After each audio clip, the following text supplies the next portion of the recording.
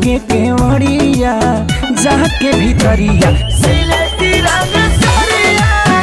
भैया हो एकदम तड़कता भड़कता गाना आ गेल बा खेसारी लाल यादव के सिलेटी रंग सड़िया ना, जे कि भैया एस फिल्म से गनवा आइल बा और सबके इंतजार रहे कि खेसारी लाल यादव के गाना कब आई कब एग्रीमेंट पूरा हुई है। भैया एकदम 1 महीना हो गया बा खेसारी लाल यादव के एको गाना सुने के नहीं मिलल बा।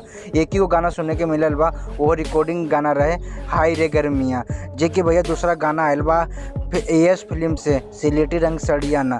मतलब कि भैया हो एकदम प्रियंका सिंह कहताड़ी बतावा इतना निहार के काहे देखा ताड़ू, हमके कमर काहे देखा ताड़ू, तो ये कहताड़ी एक करे जा का बताएं तोहके एकदम जे कमर है जे एकदम हमके जान मारा था, और तोहके कमर नहीं देखा था नहीं तो सड़िया देखा था नहीं सिलेटी रंग सड़िया ना। भैया हो ऐसे ने गाना खेसारी लाल यादव हुए सिर्फ खाली वो मेघ नचनिया हुए, जे कि भैया दोनों एकदम खूब बवाल कर रहे बाड़े। काहे कि यामिनी सिंह बाड़ी भैया दुइये गो एकदम एकरा में बाड़ी ही और दोनों एकदम बवाल केले बाड़ी। और खेसारी लाल यादव के पूरा एकदम मूड देख लेबा, खेसारी लाल के नियत भी गनवा में देख लेबा कि का नियत बा खेसारी लाल यादव के।